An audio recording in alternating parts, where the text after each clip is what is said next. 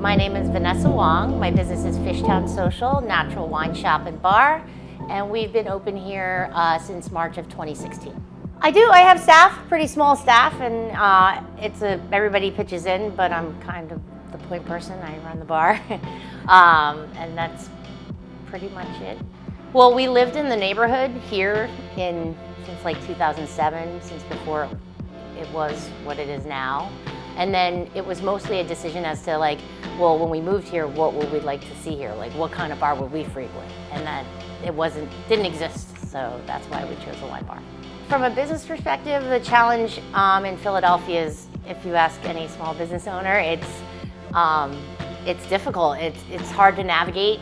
Opening here in 2016, before the neighborhood had really gentrified and really went in the direction it was, that was a challenge, because kind of feeling out what the neighborhood was ready for versus what you really wanted it to be, and just kind of towing the line until they were ready, that's a little bit of a challenge too. You know, a lot of Asian families, my families had restaurants, but not high-end or nicer fine dining restaurants. They had truck stop, diner, luncheonette type things. And so I grew up in a restaurant, behind a counter, waiting on people, interacting with people. And then when I went to undergrad and law school, I did the same. I bartended, I worked fine dining.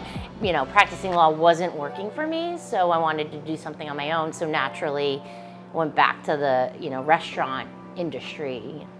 Yeah, my parents were thrilled.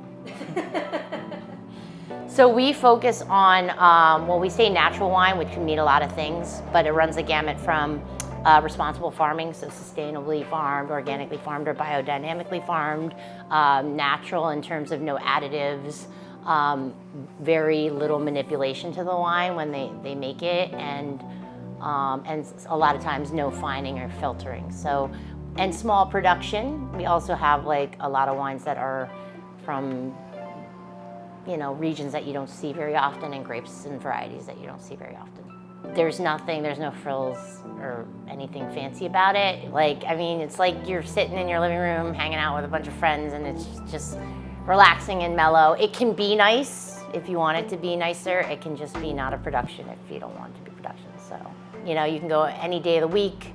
Wines are priced pretty reasonably, so it doesn't have to be a special occasion. It just be whatever, whenever. In terms of giving back, I mean, we raise money for like all the local charities, and we've been doing that since right around COVID started. So we've been trying to do it since. So we've done a pretty good job in terms of like working with the community and the different charities. We've been very fortunate because of the hybrid wine shop bar concept.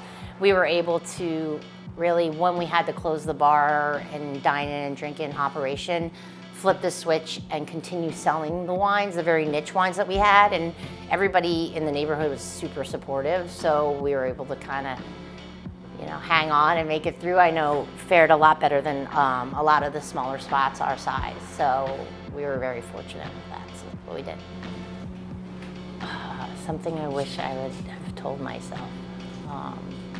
I guess like I said, when I went into it, it was because I wanted the flexibility, right? Because practicing law really wasn't, and I wanted to raise a family and have a little more time, and it's actually the polar opposite, because when you have your own business, like, you never get a break.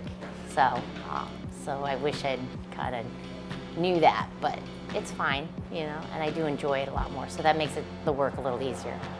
We're open 7 days a week, just like a neighborhood bar would be, like all the time. The shop and the bar, and that's pretty much it. Looking forward to the spring, because we'll have a lot of outdoor seating and everybody can be out and be more comfortable enjoying themselves in a restaurant setting.